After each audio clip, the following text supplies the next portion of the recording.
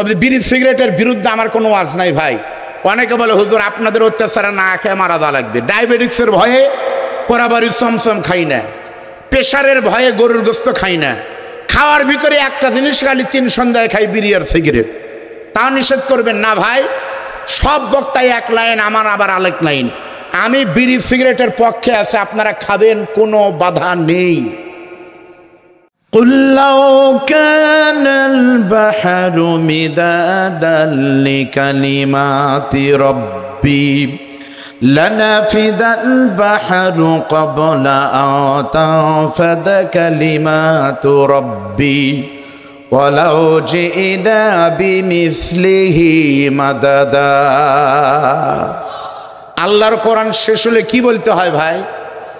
আস্তে বলবেন না জোরে বলবেন? জোরে বলেন। গতকাল আল্লামা মামুনুল হক সাহেবের মাহফিলের স্লোগান তাকবীর আপনারা দেননি, তাহলে আজকে ভুলে গেছেন? মুসলমানদের তাকবীর হবে আস্তে না জোরে জোরে বলেন। সবার থেকে বড় নাম হলো আল্লাহু আকবার, ঠিক না?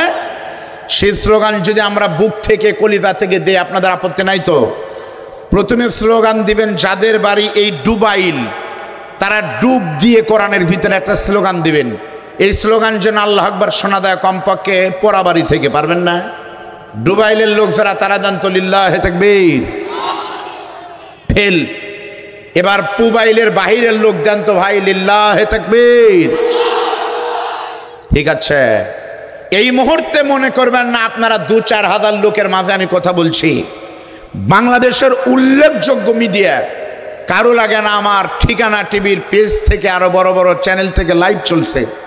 লক্ষ লক্ষ মানুষ আমাদের সঙ্গে তাকবীর দিবে। আপনারা একটু 2টা হাত তুলেন তো ভাই। সকালে হাত তুলে একটু আল্লাহর নামের শ্রেষ্ঠত্ব ঘোষণা করতে হবে। পারবেন না? একটা হাত নাড়ান তো, হাত নাড়ান। মাস লিল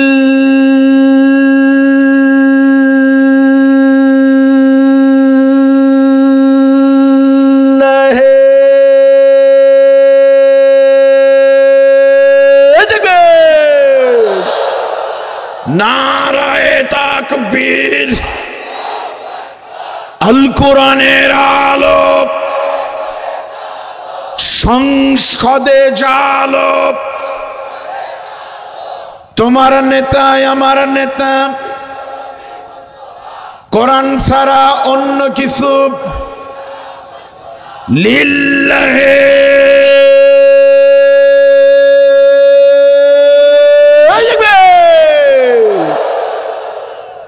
মন খারাপ করতেছে। আল্লাহ রাব্বুল আলামিন বলেন, নবী বলুন, এই কোরআনের কথা লিখতে গিয়ে সাগরের পানি যদি কালি হয়, ওই কালি দিয়ে যদি কোরআনের ব্যাখ্যা লেখা শুরু হয়, লিখতে লিখতে এক সময় সাগরের পানি শেষ হয়ে যাবে।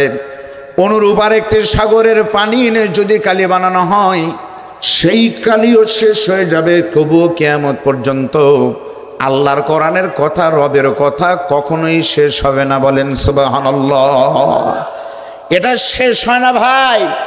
আল্লাহ এখানে সাগরের পানির কথা বলেছেন, কারণ সাগরের পানি কখনো শেষ। নদীর পানির কথা বলেনি, কারণ নদীর পানি এমনিতে কি হয় জোরে বলেন। আজকে তো মাটিতে না, আজকে আমার ওস্তাদদের 2 ওস্তাদ কবির বিন সামাদ এবং কারি সাইদুল ইসলামের আন্তরিকতায়, সর্বোপরি আমাদের সকলের মুরব্বী আদ্দিন ফাউন্ডেশনের চেয়ারম্যান মহোদয়ের আন্তরিকতায় আলেমরা এসেছে। আজকে আমি এসেছি হেলিকপ্টার, আমরা আসলাম উপরে থেকে, দেখলাম আমাদের নদীগুলো বগুড়া থেকে নদী সে কয়টা, একটা নদী তো কি নাই, পানি নাই। আল্লাহর কি রহমত, এখানে আসার পর আমাদের ডাব খেতে দিবে। রফিকুল ইসলাম মাদানী ভাই বলতেছে একটু ডাব খেতে দেন। ওই ওস্তাদ আছেন, 5টা ডাব ওনারা এনেছে। 5টা ডাবের একটা ডাবে তো পানি নাই। আজকের ঘটনা।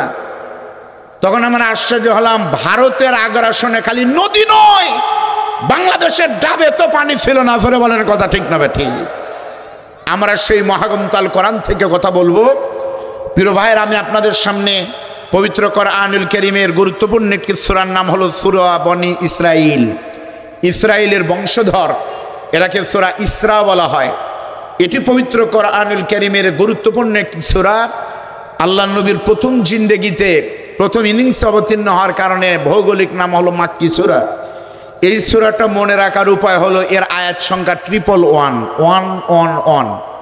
111টার ভিতর আমরা 23 নম্বর সূরার আয়াত তেলাওয়াত করেছি। 23 নম্বর আয়াত আল্লাহ পাক বলছেন অকদা রব্বুকা আল্লা তা'বুদু ইল্লা ইয়্যা।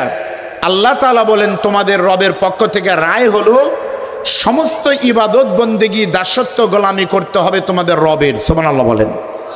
দ্বিতীয় নম্বর হলো ওয়াবিল ওয়ালিদাইনি ইহসানা। এরপরে রবের গোলামির পরে তোমাদের খেদমত করতে হবে তোমাদের মা এবং বাবার। এখানে কিন্তু দুইটা বিষয় ভাই, এই দিক তাকান, দুটি লাইন। একটা হলো সেবা যত্ন করতে হবে মা বাবার, আর ইবাদত বন্দেগী দাসত্ব গোলামি করতে হবে কার? আল্লাহর না। এখানে আল্লাহ শব্দ নাই, আপনারা আল্লাহ কেন বললেন? ওয়াকদা রব্বুকা। আপনারা বলেন তো তাহলে দাসত্ব গোলামি করব কার? বলেন রবের। বলেন কার? এখন আমার প্রশ্ন আপনাদের কাছে, তাফসীর আমি করার যোগ্যতা আমার নাই, আমি করতেছিও না, আংশিক কথা বলবো। আল্লাহ এখানে নিজের পরিচয় আল্লাহ না দিয়ে, ইলাহা না দিয়ে কেন বললেন ওয়াকদা রব্বুকা, ইবাদত করো তোমার রবের? আপনাদের প্রশ্ন করি, জবাব দেন তো ভাই। রব মানে কে? আল্লাহ। এবার বলেন তো তাহলে আল্লাহ মানে কে? রব। আপনাদের কথা সত্য, কিন্তু আপনারা ভুল বললেন। রব আর আল্লাহ একজনই, কিন্তু অর্থের ভিতরে বেশ কম আছে না নাই? নাই। তা যদি না থাকতো তাহলে পবিত্র কোরআনে আল্লাহ প্রত্যেক জায়গায় একটাই দিতেন, হয় রব না হলে আল্লাহ। তা না দিয়ে আল্লাহ দুটো শব্দ কিন্তু ভিন্ন দিয়েছে, দেয়নি? দেখেন তো আল্লাহ শব্দ আছে কিনা, আমার আলেম ওলামা বলুক। প্রত্যেক লাইনে লাইন আল্লাহ আছে।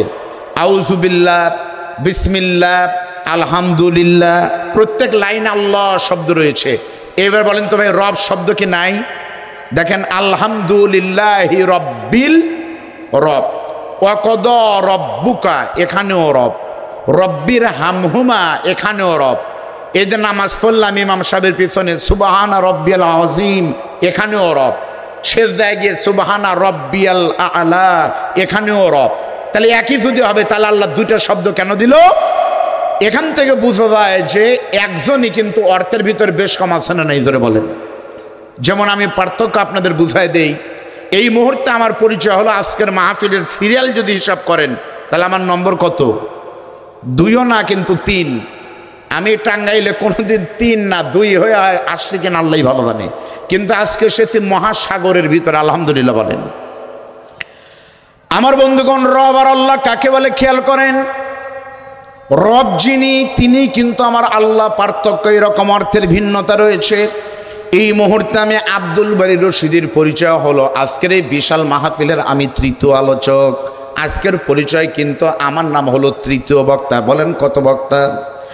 আল্লাহ যদি কবুল করে আমি যদি বগুড়ায় চলে যেতে পারি, আগামীকাল কিন্তু 18ই ফেব্রুয়ারি আমি যখন মাদ্রাসায় ক্লাস নিতে ঢুকবো, আপনাদের দয় আমি কিন্তু একটা ফাজিল মাদ্রাসার প্রভাষক। আমি যখন মাদ্রাসার ক্লাসে ঢুকবো, আমার ছাত্রছাত্রী আমাকে কিন্তু বলবে না তৃতীয় বক্তা আসসালামু আলাইকুম, তাই বলবে। আমার ছাত্রছাত্রী তখন বলবে স্যার আসসালামু আলাইকুম।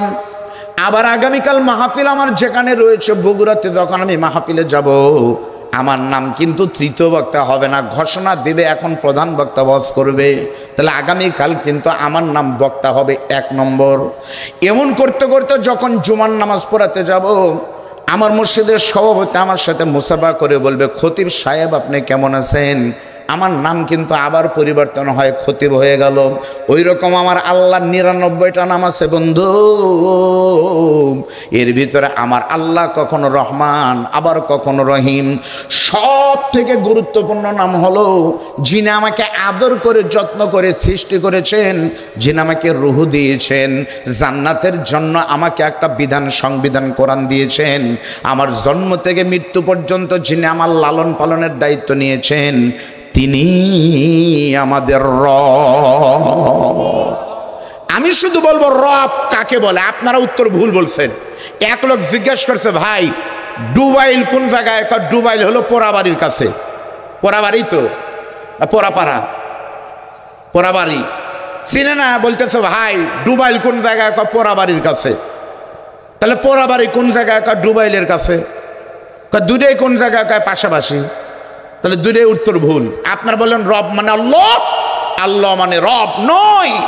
একজনই অর্থের ভিতরে আসমান জমিন পার্থক্য রয়েছে। তাফসিরের ভাষায় ইবনে কাসির খুলে দেখেন, দুর্বোধ্য তাফসির ফি জিলালিল কোরআন খুলে দেখেন, সহজ ভাষায় কোরআন বুঝতে তাফহিমুল কোরআন খুলে দেখেন, সূরা মুমিনুনের 12, 13, 14 নম্বর আয়াত পড়ে দেখেন। রবের ব্যাখ্যা ইবনে কাসিরের ভিতরে রয়েছে তারবিয়াতুশ শাইই ইলা কামালিহি শাইয়ান ফাশাইয়া। আল্লাহু আকবার বলেন। অর্থ হলো নাই থেকে যিনি পরিপূর্ণতা দান করেন তিনি হলেন রব। আপনারা খেয়াল করেন, নাই থেকে যিনি পরিপূর্ণতা দান করেন তিনি কে? আমরা আগে ছিলাম নাই, সরে বলেন আমরা কি ছিলাম? নাই থেকে যিনি এত সুন্দর করে বানালেন, বলেন তো তিনি কে? রব। বলেন কে? আল্লাহ রাব্বুল আলামিন বলেন, ওয়ালাকাদ খালাকনাল ইনসানা মিন সুলালাতিন মিন তিন। আল্লাহ বলছেন আমি মানুষকে মাটির উপাদান দিয়ে তৈরি করেছি। সুবহানাল্লাহ বলেন। আমার বন্ধু, রব কাকে বলে খেয়াল করেন। এই পৃথিবীতে আসার আগে সর্বপ্রথম আমি কিন্তু ছিলাম বাবার শরীরের বীর্য। ওই বীর্য হওয়ার আগে আমি কিন্তু ছিলাম জমিনের মাটি। মাটি হওয়ার থেকে আমি কিন্তু হলাম বাবার শরীরের রক্ত। রক্ত থেকে আবার হলাম কিন্তু বাবার শরীরের বীর্য। ওই বীর্য যখন মায়ের জরায়ের ভিতরে চলে গেল, 40 দিন পর আমি মায়ের জরায়ের ভিতরে সাদা বীর্য থেকে 40 দিন পর হলাম রক্ত। আরো 40 দিন পর রক্ত থেকে হলাম এক টুকরা গোশত। ওই গোশতের ভিতরে আমার আল্লাহ এমন রব, ওই ছোট্ট গোশতের টুকরার ভিতরে 206টা হাড্ডি দিলেন, 206টা হাড়ের ভিতরে 360টা জয়েন্ট দিলেন। এই জয়েন্ট দেওয়ার পরে সুন্দর করে গোস্তগুলোকে আবার গোস্ত দিয়ে ঢেকে দিলেন। এই গোস্তগুলোর উপরে আবার সুন্দর একটা চামড়া, আমাদের চামড়া দান করলেন। এত কিছু প্রসেস দিয়ে আমাদেরকে যিনি সুন্দর করে আশরাফুল মাখলুকাত করে বানিয়েছে বন্ধু, এর পিছনে কোনো রাজনৈতিক দলের কোনো অবদান নাই, কোনো নেতার বা কোনো পীরের অবদান নাই, কোনো বক্তার অবদান নাই। এই ছোট্ট মানুষ থেকে যিনি এত সুন্দর করে বানিয়েছে তিনি আর কেউ নয়, তিনি আমাদের রব। আল্লাহ বলতেছেন আমি মানুষকে মাটির উপাদান দিয়ে সৃষ্টি করেছি। আপনারা যারা মানুষ না ইমানদার তারা বলেন তো আমরা কিসের তৈরি? আরো জোরে বলেন। আমরা মাটির তৈরি না, মাটির উপাদান দিয়ে তৈরি। ডিরেক্ট মাটি কিন্তু না। পৃথিবীতে একজন মানুষকে সরাসরি মাটি দিয়ে আল্লাহ বানিয়েছেন, তিনি কে? কারণ আদম নবীর বাপ মা নাই, তাই আল্লাহ নিজে বানিয়েছে। এরপর আর মাটি দিয়ে বানায়নি, কারণ আদমের রক্ত থেকে তার ছেলে, তার ছেলে, তার ছেলে, তার ছেলে, তার ছেলে, এ তারের মাধ্যমে আপনার দাদার ভিতরে, দাদা থেকে বাবা, বাবার রক্ত আপনি, আপনার রক্ত ছেলে, ছেলে থেকে নাতি, কিয়ামত পর্যন্ত রক্ত ঘুরতেই থাকবে। তাই বলা হয় মানুষ মাটির তৈরি। করে বলেন সুবহানাল্লাহ। বুখারীর বর্ণনা। এখন আমি আপনাদেরকে বলবো মানুষ মাটির তৈরি, এটা কি আপনাদের বিশ্বাস হয় ভাই? আচ্ছা, মানুষ মাটির তৈরি, তার ব্যাখ্যা হলো দুইটি। বিজ্ঞান প্রমাণ করেছে। এখানে অনেক বড় বড় মানুষ রয়েছেন, সময় কম। এই আয়াতটা নিয়ে বিজ্ঞানীদের অবিশ্বাস হলো। ইউনিভার্সিটি অফ ক্যালিফোর্নিয়ার 5 জন নাস্তিক বিজ্ঞানী সন্দেহ করলো কোরআন ভুয়া কিতাব। নাউজুবিল্লাহ বলেন। আপনারা বলেন কোরআন কি ভুয়া কিতাব? কোরআন কি মিথ্যা কিতাব? এই কোরআন মিথ্যা কিতাব, এই কথা যদি দিল্লির কোনো দাদাবাবু বলে আমাদের কোনো আফসোস থাকবে না। কোরআন সম্পর্কে কোনো কটূক্তি যদি কোনো খ্রিস্টান করে আমাদের কোনো কষ্ট থাকবে না। কোরআন সম্পর্কে বাজে মন্তব্য ইহুদি করলে কোনো সমস্যা থাকবে না। কিন্তু গত 2 দিন হলে দেখেছেন বাংলাদেশের একটা দলের নেতা স্পষ্ট করে বলতেছে, দাঁড়িয়ে সমাবেশের ভিতরে, কোরআন হলো একটা ভুয়া কিতাব না, একটা শব্দ ব্যবহার করেছে। কি বলেছে দেখেন না আপনারা? বাংলাদেশের এক নেতা বলেছে কোরআন হলো ধোঁকার কিতাব। জোরে বলেন নাউজুবিল্লাহ। এই বক্তব্য বাংলাদেশে দিলে হবে না, মুরব্বী মনে রাখবেন। এই বাংলাদেশ সিকিম অথবা ভুটান নয়। এই বাংলাদেশে নতুন করে স্বাধীনতা লাভ করেছে। 71-এর তাবিজ বিক্রি করে যারা খেয়েছে আলেমদের, তারা বলেছে আলেমরা দেশ স্বাধীন করেনি, করেছে আমার দলের নেতা, আমার বাবা, আমার মা, আমার স্বামী। কিন্তু 5ই আগস্টের বিপ্লবের, জুলাইয়ের বিপ্লবের মাধ্যমে এদেশের আলেমদের দাবি হলো এই বাংলাদেশের সূর্য এখন আর ইন্ডিয়া থেকে উঠে না, বাংলাদেশের সূর্য এখন আর গোপালগঞ্জ থেকে উঠে না। এখন বাংলাদেশের লাল সূর্য উদিত হয় রংপুরের শহীদ আবু সাইদের রক্তের ভিতর থেকে। জোরে বলেন কথা ঠিক না বেঠিক?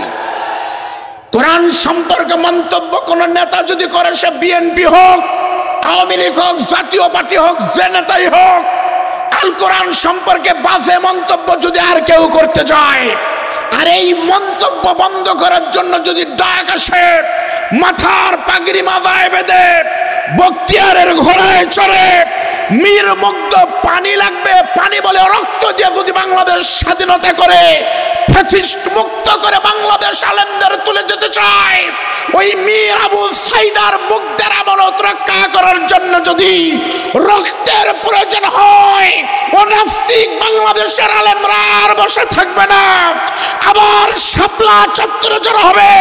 কিয়ামত পর্যন্ত সোনার বাংলায় আর দাদা বাবুদের ঠিকানা হবে না। জোরে বলেন, কথা ঠিক না বেঠিক?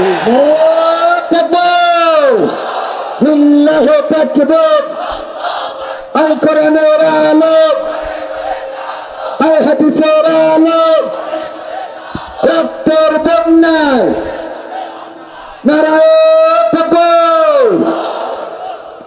পাঁচজন বিজ্ঞানী কোরআনকে হাতে নিয়ে তারা বলেছিল ইউনিভার্সিটি অফ ক্যালিফোর্নিয়ায় যে আমরা কোরআনকে মিথ্যা বানাবো। নাউজুবিল্লাহ বলেন। গবেষণা শুরু হলো, একটা ম্যাগাজিনে রয়েছে, এটাই আপনার ইউটিউবে সার্চ দিয়ে দেখবেন। তারা কোরআন মানুষ মাটির তৈরি বিশ্বাস হয়নি, কেমনে মাটির তৈরি হয়। তারপর তারা এই মানুষের রক্তকে একটা মেশিনে দিয়ে দিল, আরেকটা মেশিনের ভিতরে মাটি দিয়ে দিল। মাটি দেওয়ার পর 1 ঘন্টা পর মাটির ভিতর থেকে রিপোর্ট আসলো, মাটিতে রয়েছে nitrogen, hydrogen, oxygen, magnesium, potassium et cetera ইত্যাদি। ঠিক 1 ঘন্টা পরে রিপোর্ট আসলো রক্তের ভিতর থেকে, রক্তের ভিতরে রয়েছে নাইট্রোজেন, হাইড্রোজেন, অক্সিজেন, সেম মিলে গেল। তখন 5 জন বিজ্ঞানী কলম দিয়ে লিখলো, ও পৃথিবীর মুসলমান শোনো, আমরা খ্রিস্টান। তারপরে বলে দিলাম, হিন্দুদের বেদ নয়, খ্রিস্টানদের বাইবেল নয়, ত্রিপটক জিন্দা আবেস্তা নয়, তোমাদের কোরআন সম্পর্কে আমাদের 5 জনের মন্তব্য হলো, this is the book whereof there is no doubt. এটা এমন একটি কিতাব যার ভিতরে আগার মস্তক 30 পারায় কোনো ভুল নাই। জোরে বলেন সুবহানাল্লাহ। এবং এটি হলো the scientific miracles in the holy Quran. কোরআনের প্রত্যেকটা থিওরি বিজ্ঞান দিয়ে মিলে গেছে। জোরে বলেন আল্লাহু আকবার। মানুষ মাটির তৈরি বিজ্ঞান দিয়ে মিলে গেল, এখন আমরা তাফসির দিয়ে মিলাবো। ভাই আপনারা টেনশন করেন, এই দিক তাকান ভাই, এই দিক তাকান। আজকের পরের 2 জন বক্তা যদি যারা ওয়াজ করবে তাদের কথা মনে হলে কিন্তু আমার ওয়াজ আপনারা শুনবেন না, আমারও ভয় করতেছে। কিন্তু আপনারা মনে রাখবেন, কখনোই খাবার ভালো লাগতো না যদি মাছ গোশতের সাথে ডাল না থাকতো। কথা কন, ডালের সাথে যদি টমেটো না থাকতো, দাম কম টমেটো, তাও টমেটোরও কিন্তু স্বাদ কিন্তু লাগার কথা। এক এক ফুলের এক এক শোভা। জোরে বলেন, কথা ঠিক না ঠিক? মানুষ মাটির তৈরি। তাফসির ইবনে কাসির, তাফসির বাইজাবি, কাশাফ ফি জিলালিল কোরআন, মারেফুল কোরআন, গরিবের জন্য, রিকশালার জন্য, কোটিপতির জন্য, সকলের জন্য উন্মুক্ত সহজ তাফসিরের নাম হলো তাফহিমুল কোরআন। পড়ে দেখেন, মানুষ মাটির তৈরি, তার ব্যাখ্যা হলো 3টি। বলেন কয়টি? আরো জোরে বলেন। মানুষ মাটির তৈরি, তার ব্যাখ্যা কয়টি? প্রথম নম্বর ব্যাখ্যা হলো, আমাদের সকলের বাবার নাম কিন্তু একই, আমাদের সকলের আদি পিতার নাম হলো আদম। আর সকলেই জানেন আমাদের সকলের পিতা আদম কিন্তু পুরোটাই মাটির তৈরি। মাটির আদমকে প্রথম সৃষ্টি করিয়া ঘোষণা দিলে তুমি শ্রেষ্ঠ বলিয়া। যেহেতু আমাদের সকলের পিতার নাম আদম বাবার, আমাদের শরীর যেহেতু বাবা আদম থেকে এসেছে, মানুষ মাটির তৈরি, তার প্রথম ব্যাখ্যা হলো বাবা আদম যেহেতু মাটির তৈরি, সেজন্য কিয়ামত পর্যন্ত যত আদম সন্তানের জন্ম হবে, বাবা মাটি হওয়ার কারণে সন্তানেরাও মাটি হবে। প্রথম ব্যাখ্যায় 1 লাইন, আমার বাপ যা বলেন আমিও তাই। এ কথা বলেন না কেন? বাপ যা আমরাও তাই। তাহলে আমাদের বাংলাদেশে যারা বলে মানুষ এসেছে বান্দর থেকে, তারা মনে করে তাদের মুরব্বীর নাম হলো ডারউইন। ডারউইন বলেছে মানুষ এসেছে বানর থেকে। একজন নাস্তিক যদি হতো আমাদের কোনো আফসোস ছিল না। ইমরানের সরকার নাস্তিক হলে আমার কোনো আফসোস যায় না। ডক্টর জাফর ইকবাল সার নাস্তিক হলে আমার আসে যায় না। শাহরিয়ার ওরফে মুরগি কবির নাস্তিক হলে আমার আসে যায় না। তসলিমা নাসরিন ফেরাউন হলে আমার কোনো আসে যায় না, বরং লাভ হবে। কিন্তু আমাদের অবস্থা হলো, বাংলাদেশের স্কুল কলেজ মাদ্রাসায় ডারউইনের মতবাদ পড়ানো হতো, শরীফ থেকে শরীফার গল্প পড়ানো হতো। আমি যেহেতু মাস্টার মানুষ, আমি মাস্টারির খবর ভালো জানি। গত বছর মাদ্রাসার স্কুলের ৩য় শ্রেণীর বইতে প্রাইমারিতে উপরে ধর্ম বইয়ের উপরে ছিল মক্কার ছবি, আর বইয়ের ২য় পৃষ্ঠা বের করলে হঠাৎ করে বের হলো দুর্গার ছবি। আপনারা দেখেননি অনেকে? তারা দ্রুত এটাকে তুলে নেয়, বলে এটা গুন্না করে বলতেছে প্রিন্টিং মিস্টেক। আচ্ছা, প্রিন্টিং মিস্টেক মানে কি ভাই? প্রিন্টিং মিস্টেক মানে হলো কাছেই ছিল, দিবে গরুর গোস্ত হয়ে গেছে মহিষের গোস্ত, এটুক হতে পারে। তাহলে মক্কার ছবি না হয়ে যদি আপনাদের গম্বুজওয়ালা ২০০ গম্বুজ মসজিদের ছবি দিত তাহলে মিস্টেক হতো। কিন্তু মক্কা বাদ দিয়ে একবার দুর্গার কাছে কেন গেল? এই খবর বের হলো ৫ই আগস্টের পরে। মূলত বাংলাদেশের বইগুলো বাংলাদেশে ছাপানো হতো না, এদেশের শিক্ষা ব্যবস্থায় কি পড়ানো হবে এই বইগুলো ছাপানো হতো, সবগুলো বই ইন্ডিয়াতে। বলেন নাউজুবিল্লাহ। বাংলাদেশের স্কুল কলেজ আলিয়া মাদ্রাসার সমস্ত বই বোর্ডের ভিতরে কর্মকর্তা প্রত্যেকটা ছিল হিন্দু, একটা মুসলমান তারা থাকতে দেয়নি। প্রিয় বন্ধুগণ, এখন বাংলাদেশ স্বাধীনতা লাভ করেছে, এখন ইন্ডিয়া দাদাগিরি আর চলবে না। বই কেন, কোন জায়গায় আমরা মাথা আর মারতে দিব না। জোরে বলেন কথা ঠিক না ঠিক? ভারত আমাদেরকে পেঁয়াজ আর আলুর ভয় দেখালো, বেশি কথা বললে পেঁয়াজ দিব না। পেঁয়াজ আর আলু যতদিন আমরা ভারতের কাছে চেয়েছিলাম ততদিন হয়েছে 200 টাকা কেজি, আর পেঁয়াজ যখন আল্লাহর কাছে চাইছি তখন আল্লাহ পেঁয়াজের দাম কমায় 20 টাকা কেজি করে দিছে। জোরে বলেন কথা ঠিক না ঠিক? না ভাই বসেন। ভারত আমাকে বলতেছে পাসপোর্ট দিব না, তোমাকে চিকিৎসা হতে। এই মেয়ে, চিকিৎসা হতে তুমি দিবে না ভারত, তোমার চিকিৎসার দরকার নাই। ইমানদারদের জন্য মুসলমানদের হাজারো প্রতিষ্ঠান, ইবনে সিনা বাংলাদেশে রয়েছে আদ্দিন হাসপাতাল, আপনাদের এলাকার সম্পদ। আপনাদের আমাদের চেয়ারম্যান মহোদয় আদ্দিন মগবাজারে যাবেন, কোরআন হাদিস সুন্নাহ দিয়ে পরিচালিত। ভারত খাবারের ভয় আমাদেরকে দেখাও না ইন্ডিয়ার দাদা। আর 15 দিন পর তোমার দাদা বাবুদের কাছে খবর নিও। আমরা তো সেই মুসলমানের বাচ্চা যারা কুতিবা আলাইকুমুস সিয়ামকে বিশ্বাস করে। রমজান মাস শুরু হলে বুকে খিদা, পেটে ক্ষুধা লাগবে, হালাল খাবার থাকতো পানি তারা খাবে না। 1 মাস যারা সারাদিন না খেয়ে থাকা ইবাদত মনে করে তারা ক্ষুধায় মারা যাবে। তোমার মতো ভারতের সঙ্গে আর ফিরিতে হবে না। জোরে বলেন কথা ঠিক না ঠিক?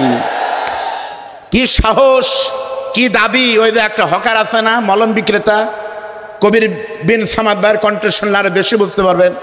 ওই বেয়াদব বলতেছে, এক সাংবাদিক নাই ময়ূক মুখার্জি না কি ধরনের নাম, বলতেছে বাংলাদেশ থাকবে না, বাংলাদেশ থাকবে না কেন? বলতেছে পার্বত্য চট্টগ্রাম আমার। কি দাবি?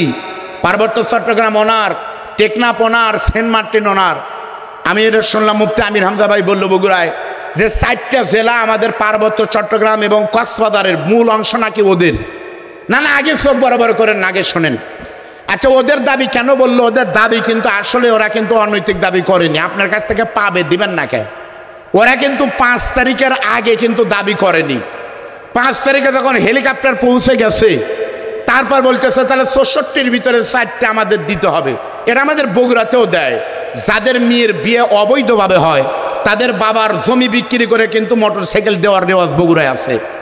ওরা চিন্তা করেছে 5 তারিখে তোমাদের এইরকম একটা মেয়েকে আমরা নিলাম, যৌতুক ছাড়া আমরা পালতে পারবো না, 64 জেলার 4টা দেও। এই জন্য কিন্তু বলছে ভারত আমার, কক্সবাজার আমার। আমরাও দিতাম যদি আমাদের মেয়েটা ভালো হতো। যেই মেয়ে আলেম মেরে চলে যায়, যেই মেয়ে আল্লামা মামুনুল হক, রফিকুল ইসলাম মাদানী, আমির হামজাকে একসাথে আয়না করে রাখে, যেই মেয়ের কারণে আল্লামা সাইদিকে হারিয়েছি, ওটা আমাদের ত্যায্য করলাম, সেই মেয়েকে কিয়ামত পর্যন্ত বাংলাদেশের মাটিতে বেঈমান জালেম আসবে, এক শর্তে বিমান থেকে নামবে, আয়না ঘরে ঢুকবে, ওর বিচার আয়না ঘরে হলে হবে না। শাপলা সত্রে যেভাবে আলেম মেরেছিল, প্রকাশ্যে দিবালোকে জালেমকে জুতা পেটা করার সত্যিই বাংলাদেশ আসবে। কোন চিহ্ন বাংলাদেশের মানুষ আর দেখতে চায় না। ধরে বলেন কথা ঠিক না? নারায়ে তাকবীর, লিল্লাহি তাকবীর। আল কোরআনের আলো, আল হাদিসের আলো, আমার নেতা তোমার নেতা, রক্তের বন্যায় আল্লাহর আইন চাই, নারায়ে তাকবীর। আমার বন্ধুগণ, তাহলে বলেন তো মানুষ মাটির তৈরি, তার ব্যাখ্যা কয়টি? জোরে কন, গেল কয়টা? আছে কয়টা? দ্বিতীয় নম্বর ব্যাখ্যা হলো, এই গ্রামের সন্তান যারা এখানে আছেন, আমি আব্দুল বারী রশিদি কিন্তু যমুনার পানির সঙ্গে কিন্তু বের হয়ে আসে নাই, অথবা আপনারা কিন্তু ভূমিকম্পের সঙ্গে মাটি থেকে বের হন নাই। আপনি আমি সকলেই এসেছে কিন্তু মা বাবার বৈধ মিলনের মাধ্যমে। জোরে বলেন কথা ঠিক? কানে আওয়াজ দিতে বলেন তো, কানে আওয়াজ দেন। সত্যি কিন্তু আমরা মা বাবার মিলনের মাধ্যমে এসেছিলাম। তাই তো একটা গানের ভিতরে কিন্তু কবি বলেছেন, বাবা আনন্দে মাতিয়া সাগরে ভাসায়া সেই যে চলে যায় খবর লয় না, মাজন ধরিয়া উদরে কত কষ্ট করে 10 মাস পরে পায় প্রসবের বেদনা, এমন দরদি ভাবে কেউ হবে না আমার মা। মনে করেন এই গ্রামের কোনো মানুষের নাম হলো আব্দুল্লাহ। এই ডুবাইল গ্রামে আব্দুল্লাহ ভাইয়ের যখন জন্ম হয়েছে প্রথম, মা বাবার কিন্তু বৈধ মিলনের মাধ্যমে, ধরে বলেন ঠিক? তখন কিন্তু স্বামী স্ত্রী কেউ টের পায় না, দেখ কি হয়ে গেল বুঝতে পারে না, কিন্তু আনন্দের কারণে কিন্তু বোঝা যায়। কিন্তু পরের মাসের 10 তারিখে প্রত্যেকটা মহিলার কিন্তু মাসিক হওয়ার কথা, পিরিয়ড হওয়ার কথা। আজকে মানব সৃষ্টি নিয়ে যারা গবেষণা করেছে, মেডিকেল সায়েন্স বলতেছে, কোনো মহিলার যদি ঠিকমতো ঋতুস্রাব এবং মাসিক না হয়, তাহলে সেই মহিলা কিন্তু অবশ্যই জরায়ুতে ক্যান্সার হয়ে মারা যেতে পারে। 15 দিন পর যখন মেয়েটির মাসিক হওয়ার কথা, যখন মাসিক হলো না, একদিন দুপুরবেলা খাওয়ার টেবিলে স্বামী বউকে দেখতে, স্বামীকে বলতেছে, স্বামী গো কি ব্যাপার, আমার অসুখ হচ্ছে না নাকি আমার পেটে সন্তান ঢুকলো? স্বামী তখন ইয়ার্কি করে বলতেছে, প্রাণের বেবি, কেবল বিয়ে করলাম, কমপক্ষে 5 বছর এনজয় করব, তারপরে বিয়ের মানে কি বলে সন্তান নেব। আরও 10 দিন যখন চলে গেল, সন্তানের মানে মাসিক যখন হয়নি, সঙ্গে সঙ্গে বিবি টেনশন করে একদিন স্বামীকে ডাকতে বলতেছে, স্বামী গো আপনি এখন কোন জায়গায়? স্বামী তখন বলতেছে, আমি এখন গোপালপুর আছি, মেডিকেল মোড়ে বসে আছি। বউ তখন বলতেছে, গোপালপুর থেকে আসার সময় আপনি একটা যন্ত্র কিনে নিয়ে আসবেন, নাম হলো ইজি বেবি টেস্ট।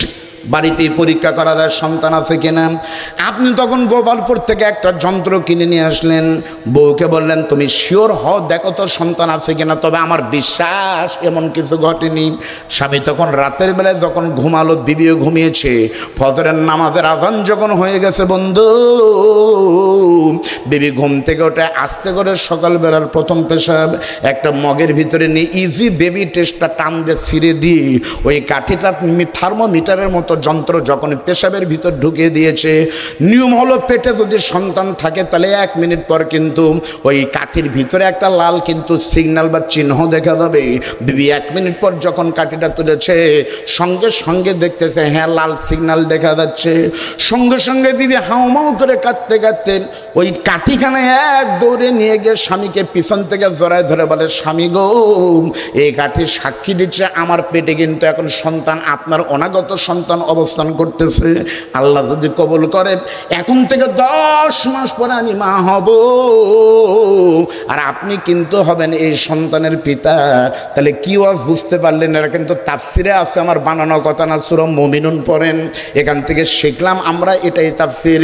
প্রত্যেকটা মানুষের উৎপন্ন হয় কিন্তু বাবার বীর্য থেকে, আমরা এসেছি কিন্তু বাবার বীর্য থেকে। আর মানুষের বীর্য উৎপন্ন হয় কিন্তু রক্ত থেকে, রক্ত উৎপন্ন হয় কিন্তু খাদ্য থেকে। আর সকলেই একযোগে সবাই বলেন তো ভাই, পৃথিবীর সকল খাদ্য উৎপন্ন হয় কোথায় থেকে? ধরে কন, যারা বলেননি তারা কি মন খারাপ করছেন? বলেন তো ভাই, বীর্য উৎপন্ন হয় রক্ত থেকে, রক্ত আসে খাদ্য থেকে।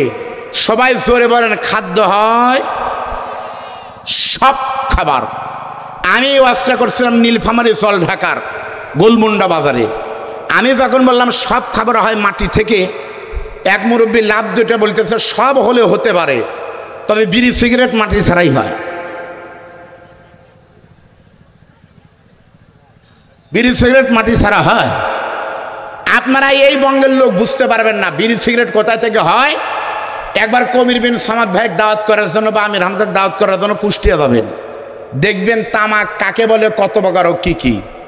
তামাক সিগারেটের ভিতরে থাকে, তামাক হয় মাটিতে, উপরে থাকে কাগজ, কাগজের বাবার নাম হলো বাঁশ, আর বাঁশের দাদার নাম হলো মাটি। জোরে বলেন কথা ঠিক না বেটে? তবে বিড়ি সিগারেটের বিরুদ্ধে আমার কোনো ওয়াজ নাই ভাই।